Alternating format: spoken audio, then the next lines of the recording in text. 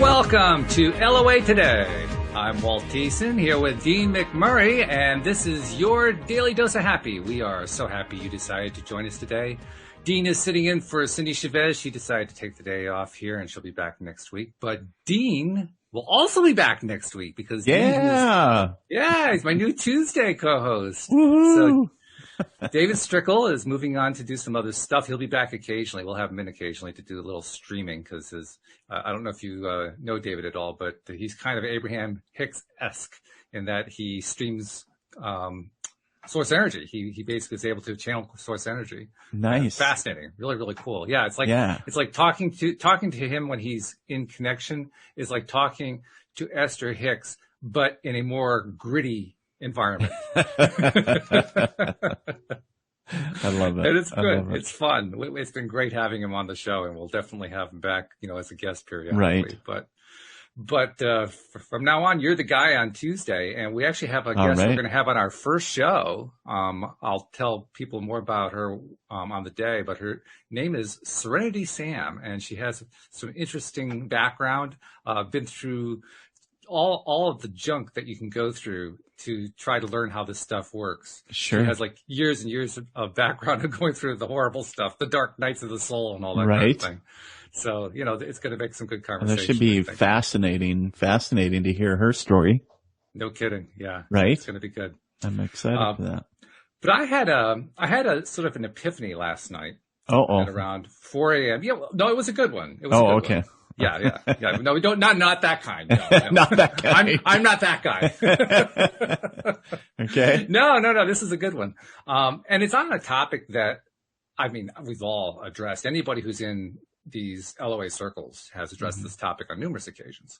But I just saw it from a slightly different perspective than I had ever seen before. And so I wanted to bring it up to talk with you today, see if I could get your perspective on it. Sure. It's the basic concept of self-love. And it comes up an awful lot. It comes up usually when people are having trouble manifesting something, or, maybe they're dealing with some sort of past tape that keeps playing in their heads and it keeps coming back and haunting them. Or, there's a variety of ways that it comes up. But I realized something about it that just kind of jarred me and kind of shook me out of my complacency or something. I'm reaching for all the cliches, but I'm trying to express it was really cool. And what I realized is that self-love is actually at the root of conscious creation. And not only is it at the root of it, but we have a tendency to treat it as if it were an on-off switch, as if it were black and white. We'll talk to somebody who's having an issue. Oh, well, your self-love isn't there. You need to work on some self-love. Right. But the fact of the matter is everybody loves themselves to one degree or another. It's a matter of degree that we're really talking about. And when I realized that was the case, then my mind made this big connection. Well, not only is it a matter of degree, but it's a way of measuring why it is that either we're getting what we're looking for or we're not getting what we're looking for. Because I think we can draw a direct connection. If we are loving ourselves enough, if we're feeling enough self-love, self-esteem, self-confidence, have a strong enough self-image, then our belief is going to be strong enough so that we can attract what we're trying to attract into our lives. Right. But if it's just not quite there, that's when the resistances kick in. Right. So I'm titling this episode, I went through a couple different titles differently. Actually, I'm not sure which one I'm sticking with, but is your self-esteem, is your self-love enough? Is it enough self-love? And as I started thinking about that more and more, thinking makes it sound like I was sitting back and pausing like the thinking statue. No, it was like, thoughts were like shooting through my mind faster than I could keep up with them. It was that kind of a thinking session. But as I was thinking about them, it just really dawned on me, every single issue we can come up with that people address or raise in some way for other people to address all boil down to how much self-love are you experiencing and feeling for yourself. And along with that goes the idea that there is no ceiling to it. No amount of self-love is too much. Right.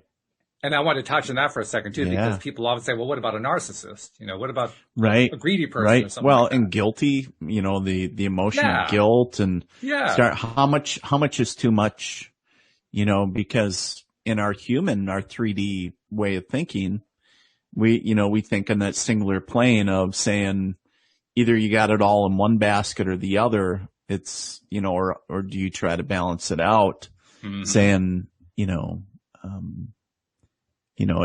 by trying to give myself too much self-love in order to manifest that which I'm seeking or trying to attract, is that, in a sense, am I creating an environment that's narcissistic, or am I creating something that is very, I don't think greedy is the right word, but I think Well, there are different ways these, you can look at it. Yeah, there are but I lots of think a different lot variations. of these, I think a lot of these emotions come up. One that comes up, and I know this is is moms, right? My wife always used the term guilty moms, Okay. and because moms are very typical. Not all moms. I don't want to put every mother. Sure. Sometimes dads, but when they take time from themselves, typically, or spend money on themselves, what happens? They feel guilty because they think that money needs to go to my family or the time or whatever they're doing. Could translate to a similar situation where if you're giving yourself that, paying attention to your own needs, and saying, I need this self-love for myself first before others can give it to me. I need to, saying, oh my God, don't you think I should take some of that love and give it to my family? Well, I think some people conversely go to the other way too. And they, feel so incredibly guilty when they start doing it. But when you can see what you can manifest for you and your family or your loved ones around you or whomever, and saying, by concentrating on myself, by giving myself self-love instead of seeking it from others and things around me, and understanding that it comes from within and it's already there, it always has been, but to allow it to radiate, if you will, I can thereby be a better mother, father, brother, dad, whatever, and employee, boss, and just a better human, right? But feel better inside, in a sense.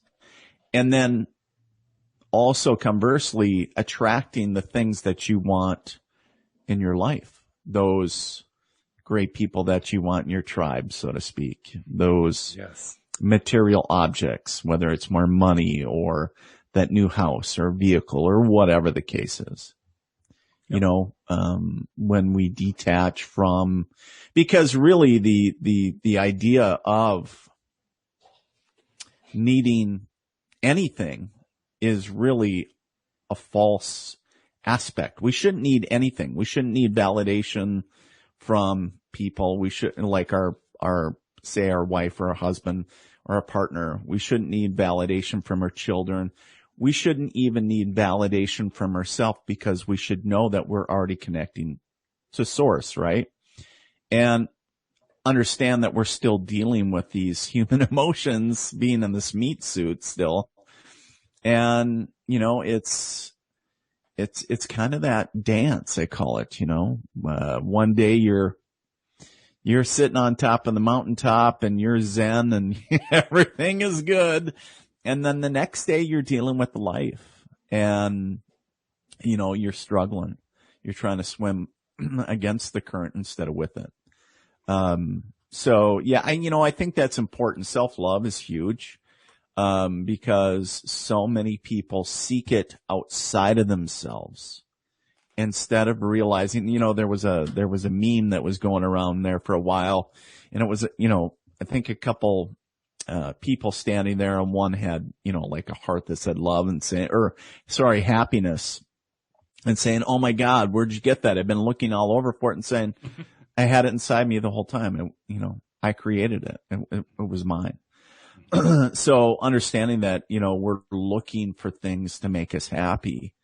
You really never will. And I know I'll get some argument on that, because Sandine, if you've ever had a kid, children, they make you immensely happy, all the love and everything. Yes. But at the same time, you should love yourself and be happy with yourself before the outward projection of that emotion. Because if you're not showing yourself enough love in the beginning, number one, you're going to have problems manifesting things in your life. And number two, you're going to have challenges in life to also receive that emotion of love. Because, one of the things I still remember when my wife and I were dating at the time, and I said, I just got one question for you. I said to you, and I wasn't even in touch with my spiritual side. Okay. Must have been the universe working through me, right? Yeah, that's it. Yeah. And that we'll go with that. And but I said, and in all seriousness, I said, are you happy with yourself? Are you truly, meaning, do you need, yes, obviously, she can put up with me. I make her happy. But at the same time, are you happy with yourself first? Because if somebody shows up in your life and you're not happy with you, nobody else is going to make you, they're not going to fill that void. There's still going to be something missing. There's going to be a part of the equation that's still, and so the self-love aspect. And then the age-old question comes back to, well, how do I get, if I've lost connection with myself or that love, that self-love, how do I find it again? How do I, feels like I'm walking around in a dark room with a extension cord trying to look for the outlet. Like, where do I plug into this at? Trying to walk around in the dark and you're like, I know something's missing, and we see that all the time, right? So especially like, we have friends that, some that fill it with addictions. We see that all over in life, but some shopping, right? Can be anything from sex, drugs, rock and roll, whatever, right? So it can go from one extreme to the other. We hope that these are healthy things that we're trying to bring into our life, but, it's, does that even make sense? Yeah. You've raised a number of good points there, and right. I'll try to go through a few of them and point out a few things that I was thinking about last night that tied into what you were talking about. First, I wanted to go to the topic of narcissism, which I brought up, the narcissistic concept. Right. And I realized that this is actually something I thought about before last night. I realized that there is a flaw in the way we think about narcissism, particularly within LOA circles. And that flaw becomes evident when we see the way, say, a psychologist or a psychotherapist would look at a narcissist. Because the way they look at a narcissist, it's considered a mental illness. And they actually have, in their diagnostic manual, they have like factors to look at to identify, is this person a clinically diagnosable narcissist? Right. And all of those factors basically add up to, I'm kind of broadly generalizing here, but I think I'm fairly safe in doing this. They basically add up to one thing. The person who's narcissistic is always looking outside of himself to get love from everybody else. And as soon as I frame it that way, I realize that's a person who doesn't love themselves very much. So it's really inaccurate to say that if you love yourself too much, you become a narcissist. It's quite opposite.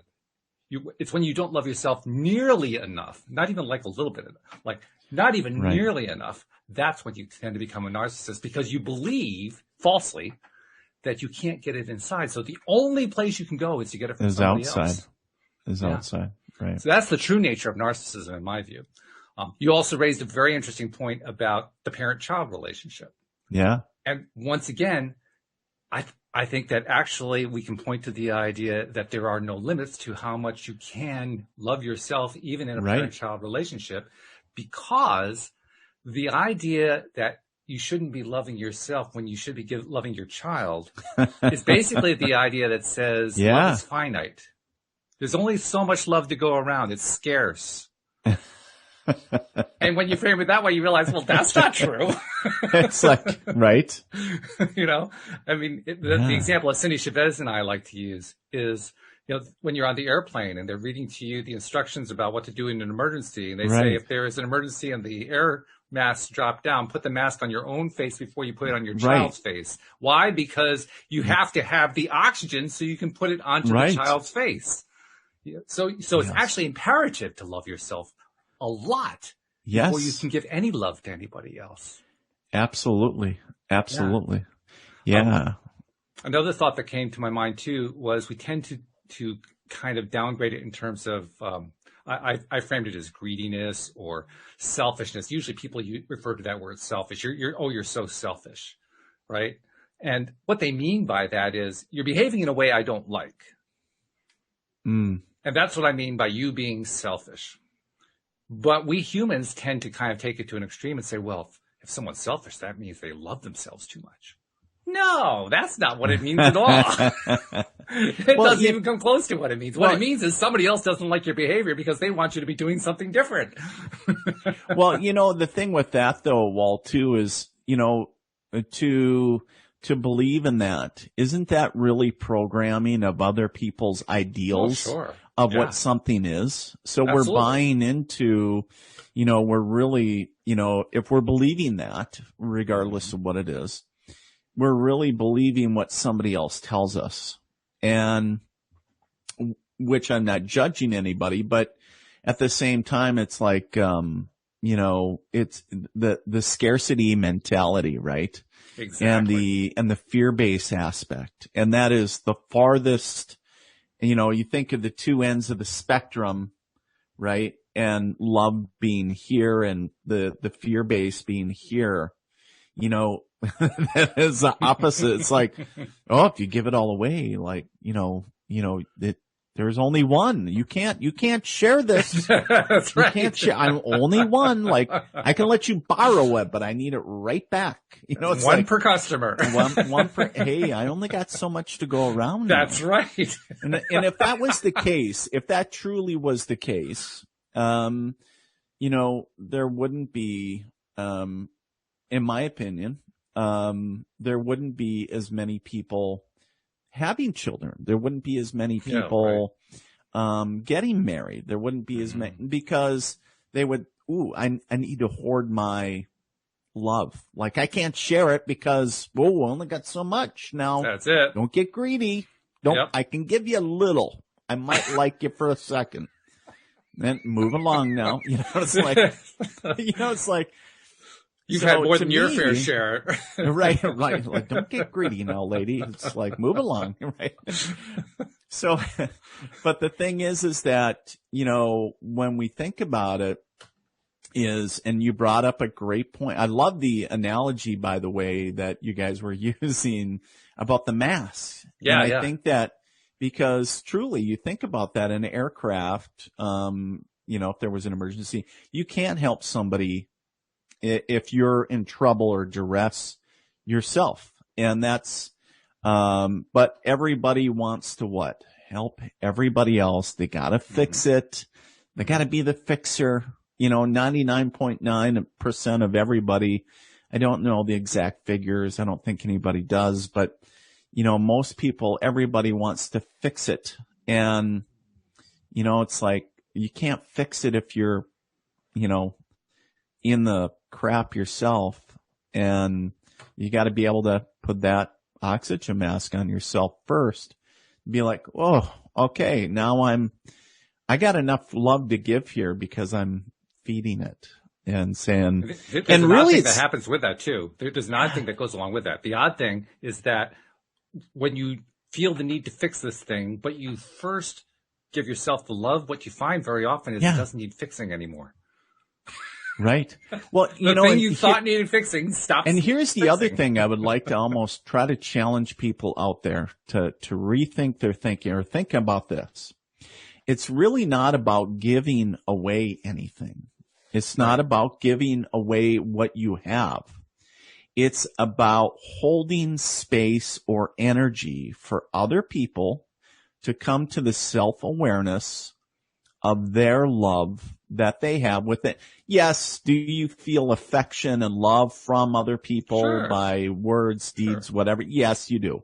But at the same time, you're showing emotion or you're giving emotion, that energy, but at the same time, you're not giving away your power. We talk about it in the sense of, give me your love. It's like, no, it's not about, hey, let's back up the pickup and shovel no, it's not about that. It's, you come to the self-awareness that you have that within you.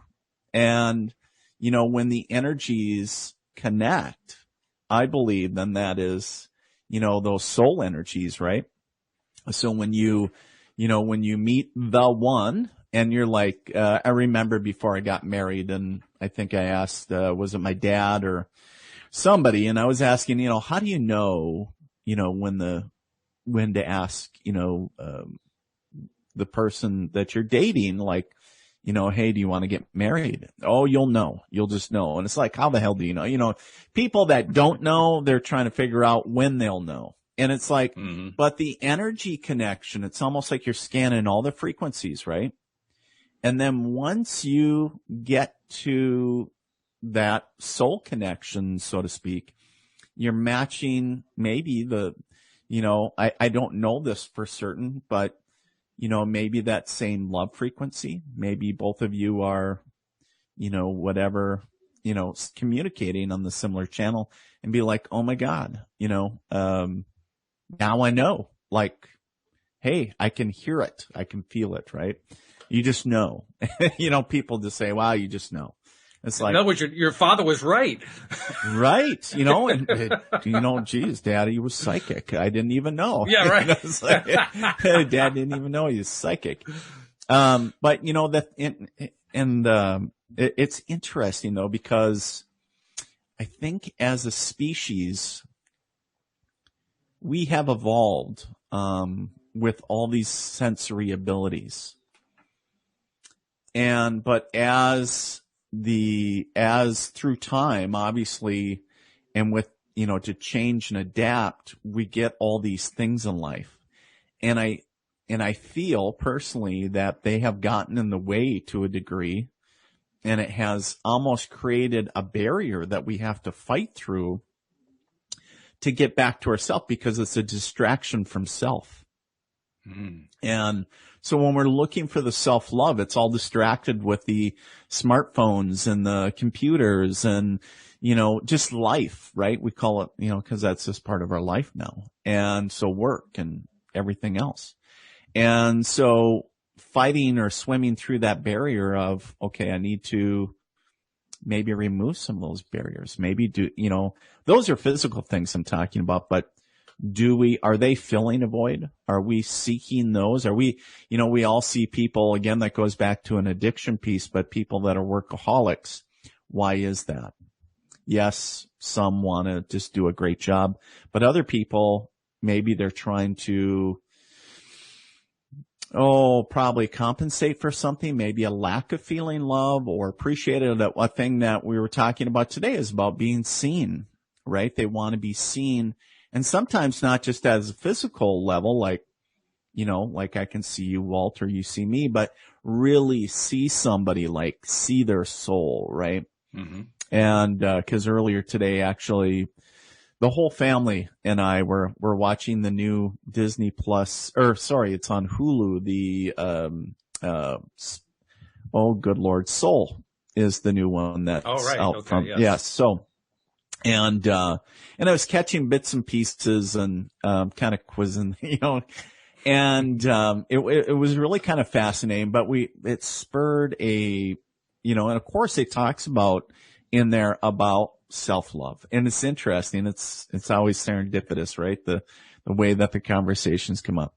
But, talking about love and all that and kind of like what your spark is and, your purpose.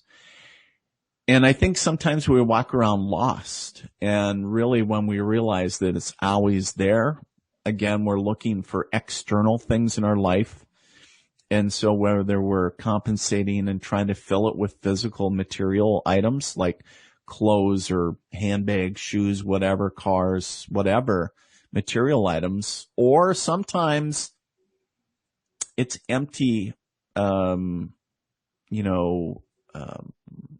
relationships. It's just, hey, I need people in my life. And that's where you see a lot of, people that are just kind of, how do we want to call it? Loose and single? I don't know what the appropriate term is, but but they date a lot. We'll just say that they date a lot, right. And however they go about dating is their choice. But they're looking for something in somebody else. They're looking outside of themselves, is what boils down to at the end of the day, to fill a void within themselves. In the end of the day, that I would come back and say, because there's so many nuances, because you talked about this earlier, the challenge of and I can't remember what term you used, but talking about like the one size fits all, or, just take this one pill and, it works for everybody, right? And we're in that society, like everybody wants a one-stop shop. And I don't think there's any one easy answer, because our energy, we're these souls having these earthly experiences, and so we're filled with these nuances, these energetic nuances. And I think that's why, and what I personally believe, why not one thing works for everybody else, because we're so unique individually. Yeah, there are a lot of different modalities. There are a lot of different ways of trying to do that external outreach that you're talking about. Right. And how many of them? There are as many as there are people times 100. Right. There are just that many. It's just absolutely crazy. But you mentioned technology a moment ago, and it made me think of something that I came up with. I actually came up with this about 2-3 years ago, something like that. A way to use technology to go back inside. Mm. Because I realized we all now carry these smartphones, right? Yep.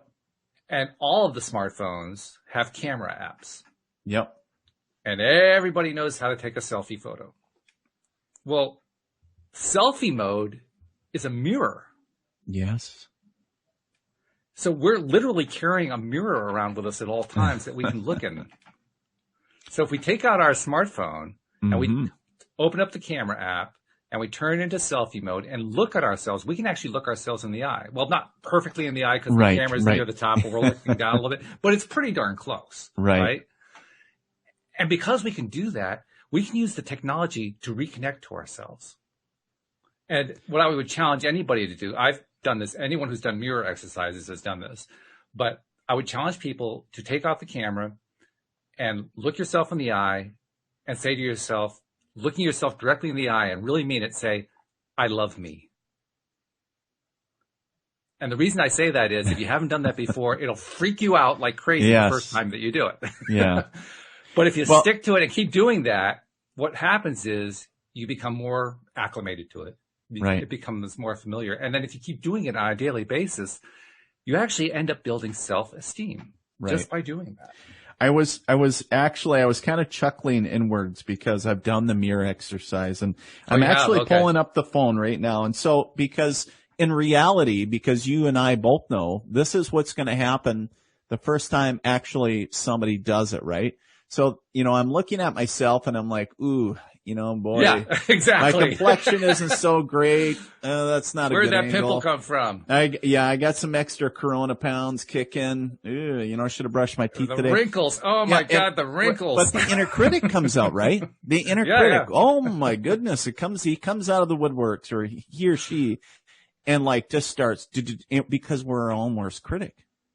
Absolutely. But as we go, damn it, just, overlook your flaws for a second and go, I love you really quick. And even though it's like, oh, I don't know, it looks like Shrek, I look like Shrek today. It's like, yeah, okay, Shrek, I love you. And then, whether you laugh and go, yeah, right. And then the next day do it again. And then by the time you're able to go, hey, good looking, how you doing? It's like, how you doing, Joey Tribbiani? And, it's, saying, hey, I love myself. Yeah. Hey, I'm starting to see things that I didn't before. It's like I'm able to look at myself with new eyes. Or if the "I love you" part is too much, because I know it was pretty much for me the first time. Pretty uncomfortable. It was. Literally, my first mirror exercise lasted 5 seconds. I love you. Oh God, I can't do this. That was my exercise for the day. But if you can't bring yourself to do that, you can still get the mirror out, or in this case, the smartphone, right, and look in the mirror and look in your own eyes and smile at yourself. And see if you can kind of make yourself smile just by smiling at yourself. Right. And if you do that, you get the same effect. You don't actually have to say the words. If the words are too uncomfortable, just give yourself the smile. Give yourself the seductive smile. I think the one that made me, before I did a mirror exercise with myself, I did one in a class. Was with strangers, and you just got partnered up. And, of course, this many years ago, pre-corona, right? But what the idea was is you held hands and you looked each other in the eye. Yeah. And I tell you what, God, I have never been I felt so naked. Yeah. I felt so vulnerable. And it really because I was like, there's nowhere to hide. There was no, and that was the thing. And I think so many times, and excuse me, but I think a lot of times we bullshit ourselves. We really try to put a break, even to ourselves, which is really sad, because even if we don't want to be honest with strangers or all forthcoming, we should at least be open and honest with ourselves. And I think a lot of times we don't want to confront that which is uncomfortable, right? And when we start doing that, there's not much space to run. It's like, I don't know. I feel kind of uncomfortable. And it's like, because, our barriers are being dropped. And I don't know, because I don't have that personality trait. I don't believe, but, I think when the whole corona thing, kicked off, and everybody's got to wear a mask, right? And so people that had a hard time being seen, I feel personally that a lot of people that were having difficulty, now that has part of their physical identity covered, is having a little bit easier time to actually show up physically, because now they feel that a part of them is obscured. Where we see, some kids with developmental delays that don't really want to be seen, or, they don't really want people looking at them or whatever. And, where they'll walk around with physical, maybe glasses on, some people wear, and even adults, right? And, so people will take, and this is pre-corona, but I feel that it's interesting the times that we're in as well, because now with masks, it's interesting. There's an aspect of us that, for some, that it's a little bit easier to show up now, because they feel that part of their identity is hidden. The people that were very, what I would call social butterflies, love to be out there. Hello, fabulous me, love to be out there. And, I think of my daughter, and even though she's very quiet, but she's a social butterfly, and same with my daughter or my wife. But now they feel that people are hidden from them, and it's harder to connect. And so, I'm sure there's others out there, and they feel that there's an aspect of society now that is removed, like the energetic or the social connection. And it's an interesting dynamic. It's an interesting time. But I feel that even if you're, forced to wear because of whatever, if you got to wear facial coverings or whatever, again, if you're not feeling the connection, if you have that validation from within, we'll go back to the self-love. It's like, you know what? I don't need to see somebody smile today, even though it's nice. I love getting smiles and be like a nod or, you know, a big grin or whatever. But at the same time, if you're already happy on the inside, you know, if your heart's already smiling, then do you really need the outside validation? It sure helps, but do you need it? Well, that's where the question that I raised last night in my mind really came into it. Because, like I said, I think we all do love ourselves. The question in any given instance is, do we love ourselves enough right now? In other words, are we feeling enough of the love? Because, for instance, with the example you gave with your daughter and your wife, you know, they're so used to having the interaction with the whole being. They're not used to having the mouth and the nose covered up. Right. Well, if they're feeling enough self-love, then they'll find a way around that. Right. Adapting. For instance, right. They'll adapt it. Like I know that one thing I've been doing a lot with my eyes when I interact with somebody in a store, for instance, because that's not the only time I'm wearing a mask anyways in a store. Right. You know, so I'll do something really big with my eyes to make it, and sometimes I have to take my glasses off, otherwise they won't even see it. But, you know, but nevertheless, I'll do something with my eyes, you know, eyebrows or something to make it really clear I'm expressing some sort of an emotion so that they can connect into something. And I got to doing that because I did enough self-love work where I got past the thing about, oh my God, we're all wearing masks now. Right. The self-love component, I raised it a notch. And when I did, I raised my game enough to find the alternative. Another example from my own life, and I'm actually in the process of putting together a main primary talk. I'm planning to do some public speaking, and then I'm also going to create some branch talks and so forth. But in that primary talk, I am bringing in a couple of stories from my own life, including one story I've never told in public before. I've told privately to, you know, my wife or to a few friends, but I've never told publicly about my experience going to college, because I'm planning to make some talks to some college students. And in that talk, I illustrate through my example just how much stress and pressure I was putting on myself at that time. Right. And then later on, I got out of college and I start trying different kinds of careers. I actually tried doing some sales, which was crazy because I was a complete and total introvert. But nevertheless, I tried doing that. And I was actually going to be pretty good at it, but I couldn't keep at it enough to actually succeed. And I didn't know why. I didn't know what was missing. And they were doing whatever they could in terms of positive reinforcement and, you know, trainings and books to read, you know, everything from, well, you know, I'm thinking the ones that they gave me W. Clement Stone, who was the inspiration of Jack Canfield. You know, I was working for Stone's company at one point, selling one of his insurances. Yeah. And I was reading his book. I was reading all the other books, you know, like reading Napoleon Hill, you know, listening to Tony Robbins. I was doing all that stuff. And I still couldn't get myself into the space of selling successfully, consistently. And so I always lost. I always gave up. I always moved away. My introversion just got in the way.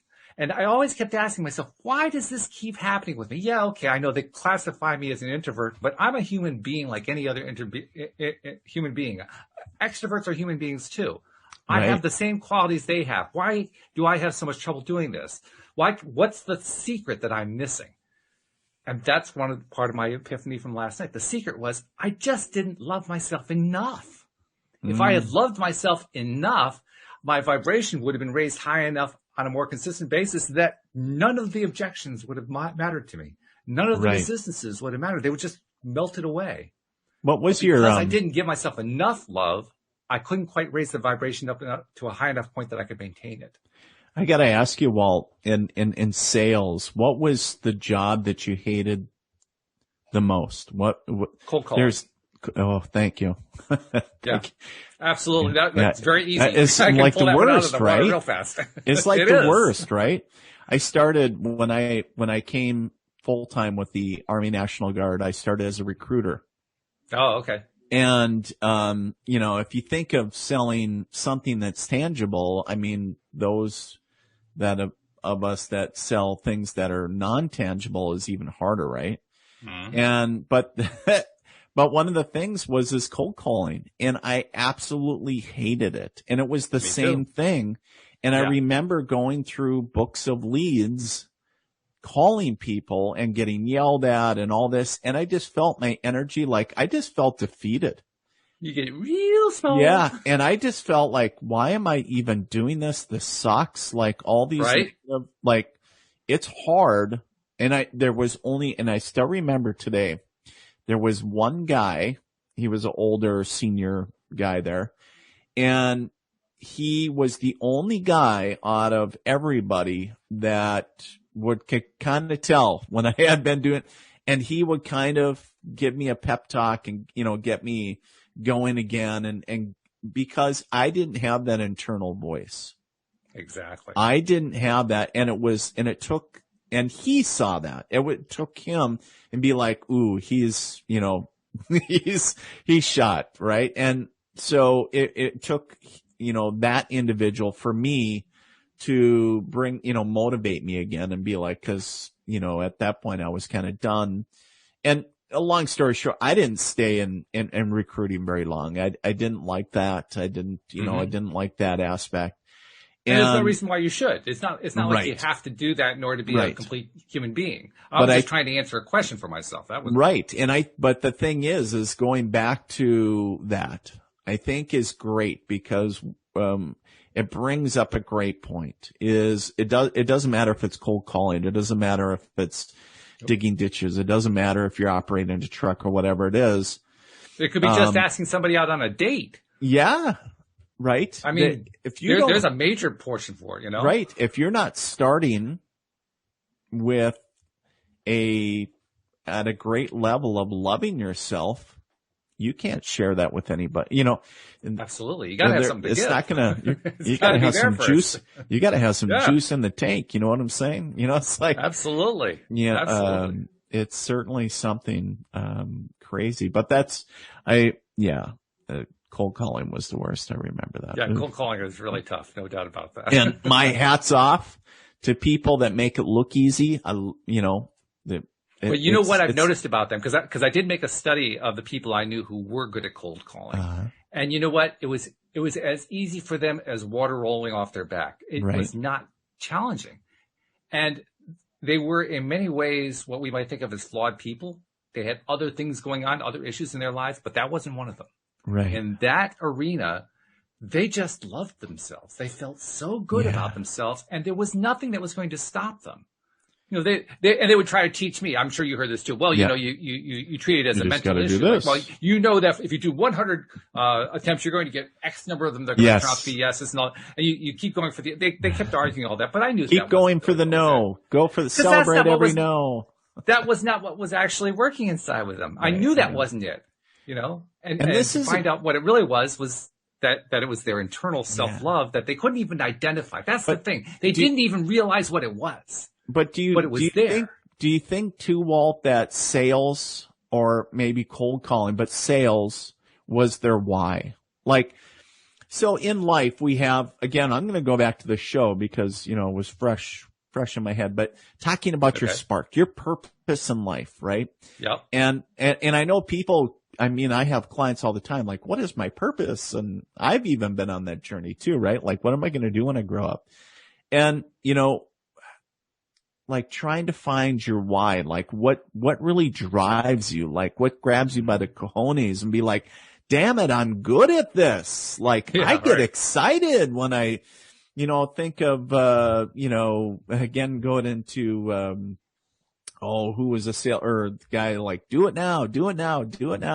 Yeah. I'm thinking of Napoleon Hill and those other guys, but, talking about like, what really lights a fire, like and a lot of people don't even realize that, but I think it gets back to, again, we'll go back to, if you don't even like yourself, if you don't have enough love for yourself, you're not even going to begin to be able to go, I don't even know what my interest is, or I don't even know what my why is. Like, why do I get up in the morning? I don't know, because I got to pay bills. Well, that's kind of a crappy answer.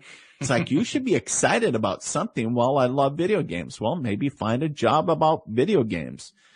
I love animals. Find a job about, that involves animals, because that way, every morning when you go in, you're passionate about helping them or helping people or whatever the case is, finding your purpose, your why. And I think and not saying that again, like you shared, Walt, is like those salespeople that, that was just easy for them.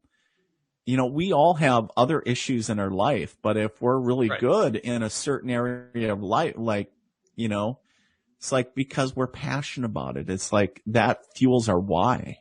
Right. And it's just like people can feel it when you get excited and it's like, oh my God, you could do, and whether it's sales or whether it's real estate or whatever somebody's doing, it's nuts when you're What I would submit is that why, that passion, that spark, that thing that just makes you say, yes, I want to do that. That comes directly from the self-love. Yes. Without the self-love, you can't find that. What is it people are always trying to do? They're trying to find their passion. I spent years trying to find mine. What I didn't realize is that the passion wasn't out there. The passion was in my self-love. I just didn't know that. And you also made another great point too, and this is something we all do. We talk about it in terms of, I lost my connection with my internal being. Right. Never lost it. It was there all along. It's been there all along. What we lost track of is what it looks like. Yeah. It's been there. I mean, I feel it. I see it. I deal with it every day. I just don't recognize it for what it is. Yeah. It's there. Yeah. It's always there. Yeah. It never went away. So we never actually lose the connection. It's more like we forget that is the connection. Yep. That thing, that indescribable thing inside of ourselves that we've always known is there. That's the connection. And when I recognize that, then I realize I do love myself. Right. I do have the connection. I may not understand what the connection is always saying to me, but I do have it. Right. Well, and going back to the analogy of the moms, right? Because they're so busy. And because I hear this over and over and over again, especially from that niche, is that, here, a young woman starts off 18, 19, whatever. And if she has children early on and maybe gets married at an early age, all of a sudden she has all these plans and passions and is aligned with herself and all this great stuff. But then she feels now she has a child or children or whatever the case, and she feels that she needs to put their needs before hers. Mm-hmm. And so for life just happens for years on, continues going on. Then one day when she's 30 or 40, whenever, and she all of a sudden has this epiphany or something and saying, I don't even know what I like anymore. Like, and then we start seeing these midlife crisis, like trying to, I feel lost. I don't, I don't even know what my interests are. I don't even know. See them. We experience them. What are you talking about? Right. But it's always been there. It's just been put dormant because we're putting other people's needs in front of ours for so long. Yeah, it just becomes a norm, right? Because again, going back to, I would feel guilty and I think it's a survival, part of it I think is survival too. It's like, but, I think about it like this too, is, a mother, we'll take the mother again. And if the mom does not eat during childbirth, guess what? The child will die. Right. Because the body sustains the child in the womb. If once the child is born and she's breastfeeding, guess what? To give nutrition to the child, guess what? Mom's got to eat, right? And, consume stuff. So, if she's like, no, give it all to the kid. Well, at the same time, talking about that, you have to, again, going back to the analogy of putting your mask on first so you can help other people. I don't think it's it's something to feel guilty about, no. And I think it's more of I almost want to say like, other people's, construct of, and I don't know when it started. Yeah, it's a programming. And it's like, don't you think that you should, put, your children's needs, like, I always get the hairs on the back of my neck start to rise when I hear a sentence begin with the words, "Don't you think you should?" As soon as I hear that, I'm worried. I know that I'm about to be misled in some way. I know for a fact that somebody else's agenda is at play here. It's not me. It's somebody else. Right. Yep. Somebody else's agenda. Yeah. Because he started that with think. It's like, nah, I just know. Yeah, that's so right. I think that's, but it's so diverse. It is so multi-level that again, there's no one right answer. But I think, Walt, that the hit on it over and over again is, for most people going back to the beginning of saying, where are you at with loving yourself? How's that going for you? In fact, there are a number of teachers, and I can think of a couple off the top of my head. One of them is Napoleon Hill. We mentioned him. Another one is Neville Goddard. But there are a number of these teachers who, the philosopher Rene Descartes did this too. Right. Start from the very basic, from the very root of the whole system, so to speak. And they say that at the very, very beginning, there is I am. Right? That was a big Neville Goddard phrase. I am. Everything starts with I am. Consciousness, the whole works. Yes. And I liked it. I mean, Cindie and I have done all the books and everything. We've enjoyed dissecting and going through all the Neville books and all the Neville concepts, detail by detail. It's great. But there was always that one piece that bugged me about it. I said, there's something missing from that. And that was part of last night's epiphany. I realized it's not a complete concept of I am unless the I am includes I love me. If it's just abstract I am, it doesn't have the same impact. It doesn't have the same role. It doesn't play that creative role the way that the great teachers talk about. Without the I love me portion, it just falls flat. Right. So anytime that we're talking about a primary axiomatic idea like I am, it's important, I think, to remember that I am includes I love me. And that if you try to separate I love me from I am, you basically are cutting the legs out from under it. Yeah, I think that's really well said. Well, and I've lost count how many times, like during readings, like Spirit will step forward and just sharing, like, and it's typically the first and foremost, like, message that, hey, just want to let you know I love you, that you're being loved. And of course, that's an external emotion being conveyed, whether by spirit or somebody physically. But, I think that's so important. It is. Because it typically is lacking in a lot of areas. And like I was saying earlier, the good news, and this is kind of why I wanted to address the whole narcissism thing to kind of get that out of the way. The good news is you really can't love yourself too much, which means we can just keep loving ourselves more and more every day. Right. And when we do that, our lives get better. Right. Tremendously better. I mean, that's what the mirror exercises taught both of us. We both did. I don't know how long you did yours. I still do mine.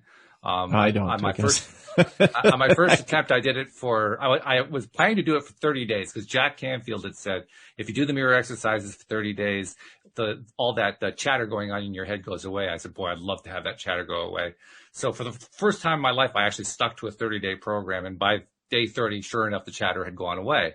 And I got so excited, I did it for 50 days. And then I stopped for a while, and then I went back to it. And I've kind of had like a go back to it and leave it alone relationship since then. But lately I do it just about every day, because every single day that I do that exercise of talking to myself and praising myself in the mirror, I build up my self-esteem, my self-love, and I get much more self-confident as a result. I mean, I can look back to when I first started doing that, which is about maybe 3 years ago, something like that, and compare myself now to then. And I don't know of a way to quantify it, but it's just so obvious to me how much more confident I am now. And I'm sure it's because of the mirror exercises. I also have a friend who used to be a co-host here on the show. He would be an occasional co-host, he and his wife. His name is Mike. He lives in Middletown near here. And he actually came onto the show one time to share his experience doing mirror exercises after he had heard me going on about mirror exercises. And to this day, he tells me it made all the difference in his life. He had all these issues he was dealing with, and to a large extent, he still deals with them. But doing the mirror exercises, it was like getting into the fast lane in terms of solving them. Isn't that interesting? It really is interesting. Yeah. I mean, people want that quick way to get stuff fixed. Well, there it is, guys. Do the I love me work. And boy, that'll really pick it up fast. Here's a problem though, Walt, that I've found. What's that? And this doesn't apply to everybody. I know it doesn't, but some people don't want to put in the work. Some people don't want to do the work. Then I have to ask, how much do you really want it? Well, right. How bad do you, how bad, because it doesn't sound like you want it all that much. But at the same time, they want the pill effect. They just want to take a pill and done. And, but understanding that they have to put in work to get the results. It's just like going to the gym, right? And it's like, you just don't take one. I was talking about this the other day about, you just don't go and take one Pilates class and expect to be, the next gymnast, for the next Olympics. So, you got to continually put in the time and continually do it. There is one good thing though. The one good thing is, I think the hardest part is getting past the first 10 days. The first 10 days and the first 2 are the rough ones. Do you feel that's a little bit easier? Do you feel that's creating new muscle memory as far as making it a new normal? Yeah, it's doing that, but it's also creating a new filter. Because we have like our brains and our bodies are filtration systems, right? The stream of David was making that point yesterday. And in that filtration, that's where all the tapes play, right? That's where the old tapes play. Well, we're basically creating a new tape. And it takes a little while to record that tape and really burn it into the system. But once it's burned in, then it's easy to play. I mean, we know how easy it is to play tapes. I mean, once they're playing, you can almost not even stop them. Well, that's what happens here. You start playing this tape, and that's why it's like 10 days or so. After you've been doing it for like 10 days, it becomes so much easier. It's like, oh, shoot, I can do the mirror exercises today. That's no big deal. Whereas 10 days ago, it's like, oh, God, do I have to do this? It's like, right. Well, it's like, I can't remember, somebody brought up the number, like, to learn something new, it takes only like, was it 72 times or whatever, muscle memory to and then, but to rewrite something, it takes like, I don't know, like it's almost double that. So you almost have to undo what you learned and then learn something new. So you're rewriting, in a sense, neural pathways in the brain and all the good juju that's going on, right?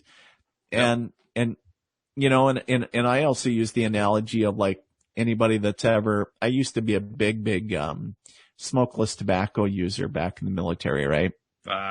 Yeah.